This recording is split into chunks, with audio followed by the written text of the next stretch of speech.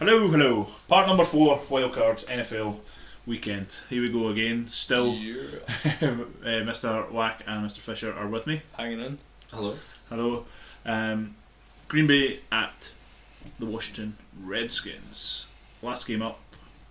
Interesting game. On paper, well, I say on paper, but before I kind of looked into this, I just took how's Green Bay playing now. They haven't been that great all year, but you still think it's the Packers, they should be good. And you think Washington, it's the Redskins, they shouldn't be that good. No. But it's the total flip of the coin this time. It's quite easy to think by default. Yeah. But you're like, the Redskins, how did they win the division? Aye. Well, Sort of like, that's the attitude, it's like the Redskins won the division by default. Yeah. Due to the division just being really weak, and the Packers have just been extremely inconsistent. Yeah. But it's really easy to just look at the game thinking of last year and be like, well, this is easy. Yeah. It was a bit of a weird one when, to be fair, it's not I paid that much attention to the Redskins, to be honest. After the whole Philly fiasco all year, you're sort of no one. We said that during one of the podcasts already. No one wanted to win that division, really. And it was like no one. And to be fair to the Redskins, they kind of took it by the scruff of the neck last couple of weeks and made it their own. So fair play to them. And and that's, you get the home tie against a Green Bay Packers team that at the start of the season I would have picked quite highly to go. Would definitely not be playing in the first weekend. It was between them and the Seahawks, NFC favourites at the start of the season, so it is very surprising to see where they were. But the way they're playing, They didn't win their division, which was obviously a big change in culture for them. But again, they beat the Lions on that 62-yard heave bomb, which could have made a big difference to their playoff implications as well. But like you said, they still have Aaron Rodgers, which you can never really ignore. No, it's just a case of whether or not he's able to play to the highest of his ability. It's not really like he's been that bad. It's just he's bad in the perspective of how he normally is. He's not playing at his best anyway. The Packers aren't putting up as many points as they used to, but they're still putting up like 23 a game. So the Redskins are putting up 24. So it's kind of like equal matchup in terms of what they're putting on the board. But Rodgers, 31 touchdowns, 8 interceptions. That's not bad for a guy who's not playing his best. Not playing well. Like that's pretty amazing. He's still in the Pro Bowl. It's just his receivers have been really inconsistent. His offensive line's been really inconsistent. It's not even.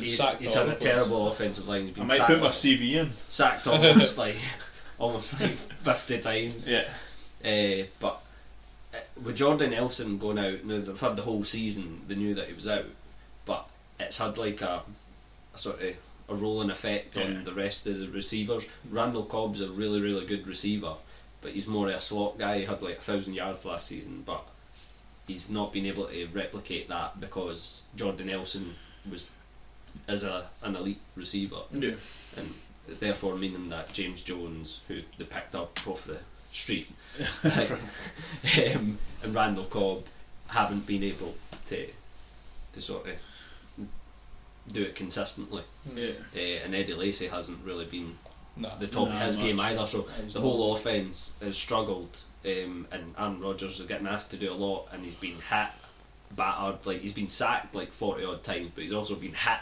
another X amount of times, so he's taking a lot of pounding this season. It's just I'm kind of shocked at the Packers. As I said, that offensive line has been pathetic in my opinion, and I feel a bit bad for Rodgers because I rate him highly, very highly. I would take him, and that's tough to say, but I'd take him in the top 3 quarterbacks in the NFL, in my opinion. And again, there's a discussion for another day that we might have to get on the podcast. But this one, I've thought about it quite a lot, to be honest, because I've got a wee sneaky feeling the Redskins are going to win, and it kind of pains me to say it a little bit coming from the really weak division, the NFC East, but yeah, I'm jumping on that. I think Kirk Cousins has played extremely well recently. The last 10 games the last 10 starts, he's completed about 72%, which is phenomenal. Yep. And considering obviously they've been making a push for the playoffs and they've started playing pretty well. 23 touchdowns in that time with only 3 interceptions. Yep, it's comparable to what Wilson and Cam's been doing down the stretch. Like you can't diss him for that. Like he's been playing well, and he does deserve the respect. Yeah, can I just say this was all after his blurting comment as he was walking past. You like this? Oh, the media, yeah, you like that. Yeah, you like that. It was. It's good. The skins I saw that they're kind of doing, like they're replicating the terrible towel that the Steelers use. So they're going to have a towel with the slogan "You like that" for the fans to wave, which will be quite good for the atmosphere. The Redskins have been quite good at home as well. That's where most of their victories have came from. So it is important that they're at home. The offense has been playing pretty well. You've got weapons sort of everywhere. Pierre Garçon. They're not like huge names, but good. Deshaun Jackson. They work all good together. Big playability, and Reed, the tight end, he's came on and he's now Jordan Reed. Jordan Reed.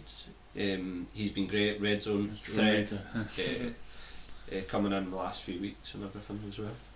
I just that was the point I made for picking the Washington. In my opinion, was I would take the Redskins' weapons over Green Bay's all day. Yeah. Saying that, I would take Rodgers over Cousins all day. I think the Redskins have the playmakers, whereas you've got Rodgers, the quarterback potential. But like I said, you're thinking Aaron Rodgers MVP, Aaron Rodgers, the guy who's been a top 5 quarterback, top 3 quarterback the last few seasons. Like last year he was MVP. It's just he's had a sort of a change of offense because Jordan Nelson's been missing. But you know what, you'd expect him to make everybody around him better. And you just didn't. It's probably just the fact that he's not been showcased that's kind of making you kind of almost forget about him. Like he's not been put up there like an icon. Yeah. Because he's maybe not had that MVP year. He's still not had a bad year. That's what I'm saying. His stats. That's what I'm saying. Everybody's so quick to criticise him, but you see the touchdowns. But if you look at the games individually and what he's done in those games, I know he's getting hit a lot. But there was like a game earlier in the season they played the Broncos. He had 77 yards. It's a joke. Yeah. Sam Rodgers. But like, there's been a couple of games like no quarterback in this day and age should have just 77 yards. Nah, totally nobody. That shouldn't have just happened anymore. It's not even like they. It's a pass first league. It is. It's became that just so athletic. Everybody passes more than run now. Than back when you used to have like the old running offences. Now everybody just trying to bulldoze everybody. It's a passing league now. Like imagine you were on like it was just the old running days and you only had 77 yards running. There's no way you would win. Yeah. The reason people pass now is that you can't run due to the fact that you kind of keep up scoring with people that pass. And that's the thing. The defences are tuned to stop people passing. That's why, when we've talked about AP before and that. Like it would take them like 12 runs to get down to the end zone, where it would take like 4 passes. Or one of Aaron Rodgers' bombs. One bomb. And they just didn't seem to have that big play ability. Yeah. I think Cobb's a great player, but he's more that sort of move the chains, get you third down and stuff like that. Another Alex Smith. There's comparison and say that was we had that chat earlier, and that's what this game might come down to is a Packer going to be able to make a big play off Rodgers' 60-yard bomb, or is it going to be Cousins moving the chain that's going to create the win for the Skins? I think Eddie Lacy needs to turn up, showing flashes, but he needs to run the ball well. If they have like a kind of like a mediocre passing game but a good rushing game, then they could sit on the ball, manage the clock, and win the game. Yeah. I think if he runs well, he's going to be able to utilise the play action, which will allow his receivers to get open, give him more time, which also means that obviously the pressure's not going to be on him as much. If they're not running the ball well, they'll just rush him all day. And if they become one-dimensional, they'll no win. That's it, flat out.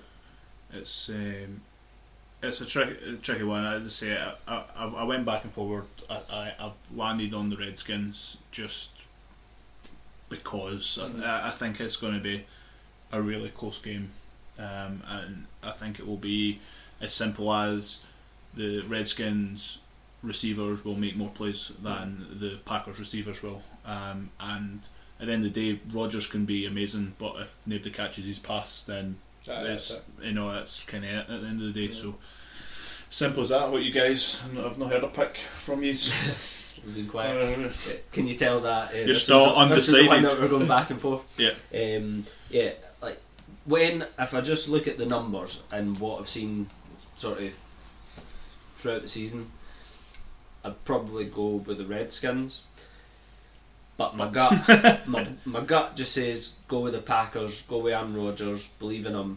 And the other thing that's sort of pushing me to that, and I touched upon it earlier, the Redskins.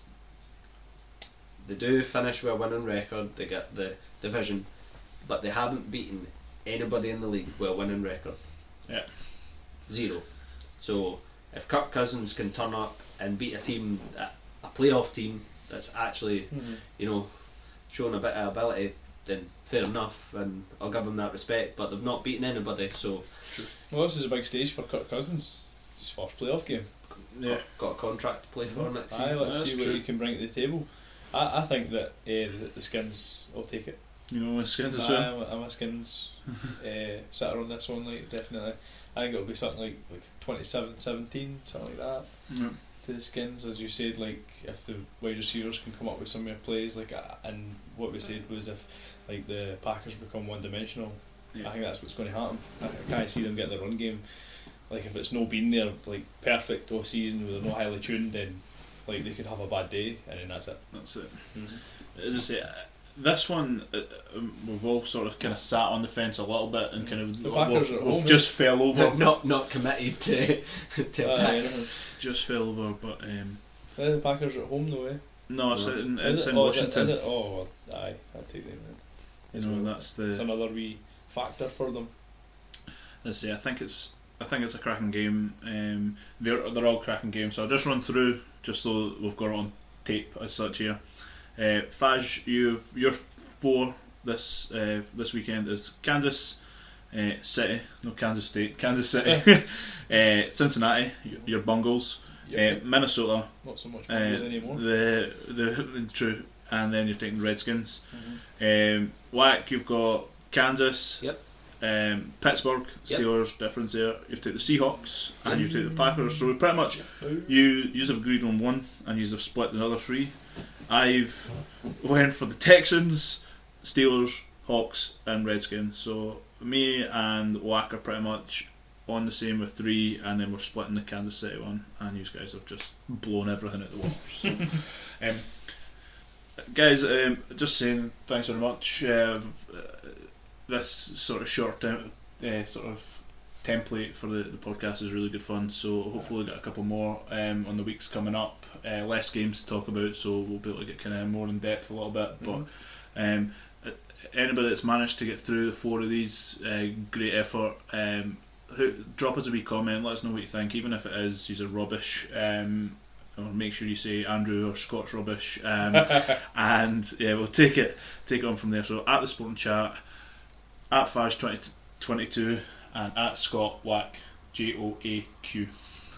That's the one. Whack. So first podcast is up on Twitter and things as well. So if you're just listening to this one, go back, have a read through. Everything's on YouTube as well. Thanks very much, boys. Thank you. Until the next time. Bye bye. Bye. Bye.